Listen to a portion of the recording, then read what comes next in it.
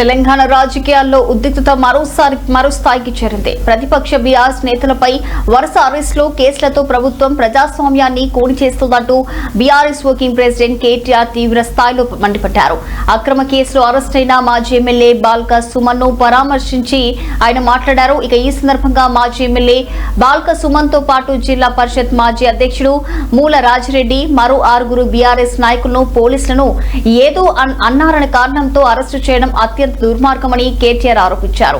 చట్టం ఒకటేనా లేక పార్టీల వారిగా వేరేలా పనిచేస్తుందా అని ప్రభుత్వాన్ని నిలదీశారు. కాంగ్రెస్ నేత జగ్గారెడ్డి పోలీసులను బూతులు తిట్టినా, ఇక బట్టలు ఊడదీసి కొడతానని బెదిరించినా అతనిపై ఎందుకు చర్యలు లేవని ప్రశ్నించారు.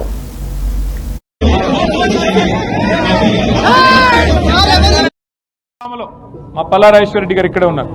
జనగామలో ఎన్నిక జరిగితే మా మహిళా కౌన్సిలర్ చేయిని వెనకాల కూర్చున్న కాంగ్రెస్ కౌన్సిలర్ చేయబట్టి బలవంతంగా లేపే ప్రయత్నం. అంటే ఇట్లా ఇంత చిల్లర, ఇంత చండాలపు రాజకీయం బహుశా దేశంలో ఎక్కడ లేదు. ఇంకా ఘోరం ఏంటంటే ఇవాళ మా బాల్క సుమన్ గారిని ఇక్కడ తీసుకొచ్చి ఆయనను మా జిల్లా పరిషత్ మాజీ ఉపాధ్యక్షుడు మూల రాజిరెడ్డి గారిని ఇంకా ఒక 6 వాళ్ళ జైల్లో పెట్టారు. పెట్టి వారి మీద కేసు ఏంది, పోలీసులను ఏదో అన్నారని, పోలీసుల మీద ఏదో అక్కడ వారి డ్యూటీకి ఆటంకం కలిగించారని కేసు పెట్టారు. నేను అడుగుతా ఉన్న మీడియా మిత్రులను కూడా ఆలోచించమని కోరుతా ఉన్నా, ప్రజల్ని కూడా ఆలోచించమని కోరుతా ఉన్నా. మాజీ ఎమ్మెల్యే జగ్గారెడ్డి నోటికొచ్చినట్టు పోలీసులను బూతులు తిట్టింది మీకు కనబడతలేదా? బూతులు తిట్టడమే కాదు, బట్టలు కూడా తీసి కొడతా అన్నాడు. మరి కేసు ఉండదా? కనీసం పోలీసు వాళ్ళని నడి బజార్లో కాంగ్రెస్ నాయకుడు అయినంత మాత్రాన గుడ్డలు కూడా తీసి కొడతా అంటే కేసు పెట్టరు. బూతులు మాట్లాడితే కేసు పెట్టరు. ఇష్టం వచ్చిన బూతులు, నోటికొచ్చిన బూతులు తిడితే కేసు ఉండదు. కనీసం కేసు పెట్టే దమ్ము ఈ రాష్ట్రంలోని పోలీసు యంత్రాంగానికి లేదు.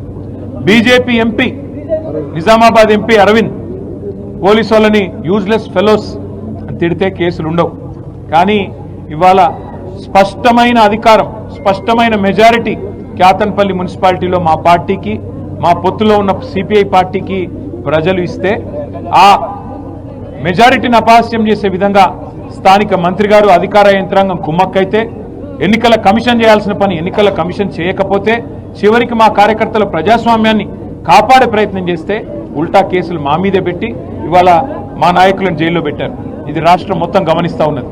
అంటే ఎంత లేఖి రాజకీయం, ఎంత దిగజారుడు రాజకీయం రేవంత్ రెడ్డి చేస్తా ఉన్నాడో దీన్ని బట్టి చెప్పొచ్చు. ఇది మాత్రమే కాదు, 3 కోట్ల ఆఫర్లు ఇచ్చారు మా కౌన్సిలర్లకి. కానీ నిజాయితీ గల బిడ్డలు కాబట్టి ఒక్కొక్క కౌన్సిలర్కు 3 కోట్ల ఆఫర్ ఇచ్చినా, బ్లాంక్ చెక్కులు ఇచ్చినా, మంత్రి గారు ప్రలోభ పెట్టే ప్రయత్నం చేసినా మా వాళ్ళు లొంగిపోలేదు. చల్ నీ పైసలు వద్దు, మేము ఖచ్చితంగా మా నాయకుడు కేసీఆర్ గారి నాయకత్వంలో, మా సోదరుడు సుమన్ గారి నాయకత్వంలోనే ఈ మున్సిపాలిటీలో